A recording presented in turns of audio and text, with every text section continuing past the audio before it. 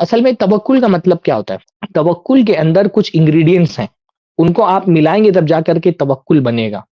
توکل کا پہلا مقام میں نے آپ کو ایک چیز بتائی تھی کہ مقام تفویض۔ توکل میں ایک چیز پائی جاتی ہے تفویض۔ تفویض کا مطلب اپنے معاملات اللہ کے حوالے کر دینا۔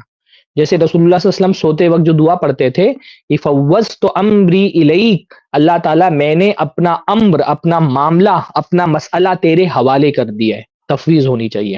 تفویض کے ساتھ ساتھ توکل میں استعانت ہوتی ہے۔ استعانت کا مطلب کہ اللہ تعالیٰ کے حوالے کر کے بندہ اللہ تعالیٰ سے مدد طلب کرے، حوالے کر کے دل میں صرف بیٹھے نہ بلکہ اللہ سے دعائیں مانگتا رہے۔ توکل میں استعانت ضروری ہے، بغیر استعانت کے توکل کا کوئی تصور نہیں ہے۔ توکل کا مطلب یہ نہیں ہے کہ آپ نے اللہ کے حوالے کر دیا ہے دل میں، اور اس کے بعد اب اللہ سے آپ کوئی رو نہیں رہے، گڑ گڑا نہیں رہے، مانگ نہیں رہے، دعائیں نہیں کر رہے، فریادیں نہیں کر رہے، اس کو توکل نہیں کہتے۔ توکل کرنے والا اللہ رب العالمین سے مانگتا رہتا ہے، دعائیں کرتا رہتا ہے، چیزیں اللہ کے حوالے کر دی ہے کہ اللہ تو جب چاہے، جیسا چاہے، جتنا چاہے تب دے، چاہے تو دے، چاہے تو نہ دے، میں نے معاملات تیرے سپرد کر دیے ہیں، پر میرے بس میں ہے کہ میں دعا مانگوں تو میں مانگتا رہوں گا، میں فریادیں کرتا رہوں گا، میں اپنی طرف سے خاموش نہیں بیٹھوں گا، میری دعائیں جاری رہیں گی۔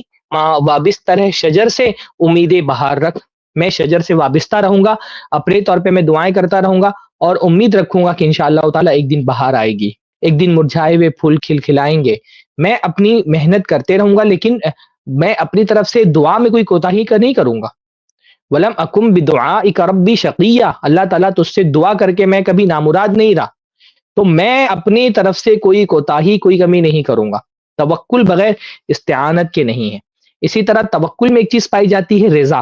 رضا کا مطلب اللہ سے راضی ہونا، کہ بندہ، توکل کا مطلب یہ ہے کہ اللہ تعالیٰ سے بندہ راضی رہے، کہ اللہ تعالیٰ یہ نہیں کہ میں تو دے دے تو بھی میں تجھ سے خوش ہوں، تو نہ دے تو بھی میں تجھ سے خوش ہوں، تو آج دے دے تب بھی میں خوش ہوں، تو 10 سال بعد دے گا تب بھی میں خوش ہوں، تو جب چاہے، جتنا چاہے، جیسا دے میں خوش ہوں، دے گا تو خوش ہوں، نہیں دے گا تو خوش ہوں، دے کر کے چھین لے گا تو بھی خوش ہوں، میں تجھ سے راضی ہوں، میں تیرے ہر فیصلے سے مطمئن ہوں، میں نے اپنے آپ کو تیرے حوالے کر دیا۔ بندہ اپنے آپ کو اللہ کی رضا میں گم کر دے، یہ توکل ہے۔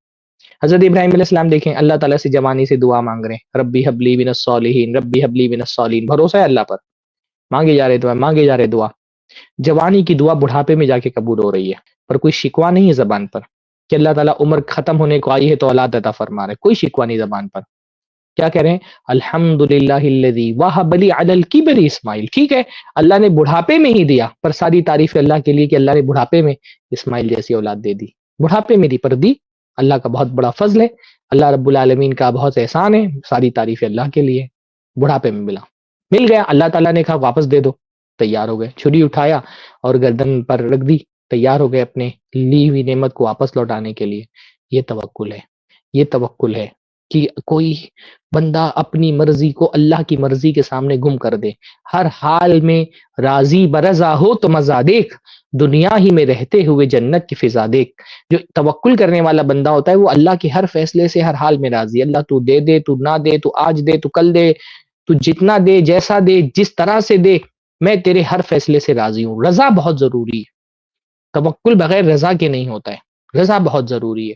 اور اس کے بعد رضا کے ساتھ ساتھ توکل کا ایک بہت اہم ترین انگریڈینٹس یعنی عنصر اور رکن ہے تقوی، یعنی تقوی کے بغیر توکل کا کوئی تصور نہیں ہے۔ کچھ لوگ سمجھتے ہیں کہ میں بھائی حرام کے راستے پر چل رہا ہوں اور اللہ پہ بڑا بھروسہ ہے مجھ کو، مطلب جب میں کہہ رہا ہوں نا کہ توکل میں تقوی ضروری ہے، تو تقوی کا مطلب کیا ہوتا ہے کہ بندہ حلال پر چلتا رہے اور اللہ پہ توکل کرے، حلال راستے پر چلے اور اللہ پہ توکل کرے۔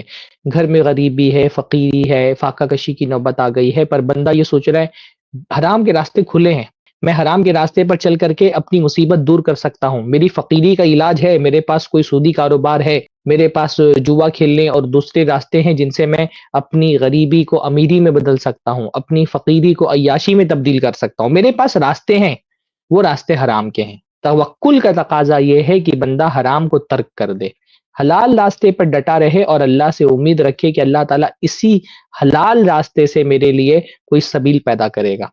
اگر آدمی نے حلال راستہ چھوڑ دیا، حرام راستے پہ چلا گیا، پھر کیا توکل رہا؟ کہ بندہ جو ہے وہ حرام کھا رہا ہے اور اس کو اللہ پہ بڑا بھروسہ ہے کہ نہیں میرے اس حرام میں اللہ تعالیٰ بہت برکت دے گا، یہ تو کوئی بھروسہ نہیں ہوا نا۔ کہ سودی کاروبار کر رہا ہے، کسی کا مال لوٹ لیا ہے، گناہ کے راستے پر چل رہا ہے اور اس کو یہ بھروسہ ہے کہ اللہ تعالیٰ اس میں میرے لیے بہت برکت دے گا، مجھے اللہ پہ بہت بھروسہ ہے کہ یہ میرے لیے کافی ہو جائے گا۔ جہاں اللہ کا حکم چھوٹ گیا، جہاں واجب چھوٹ گیا، جہاں حرام پر عمل کر رہا ہے، پھر وہاں پر توکل کا کوئی معنی رہ ہی نہیں جاتا۔ تو توکل میں تقوی بہت ضروری ہے۔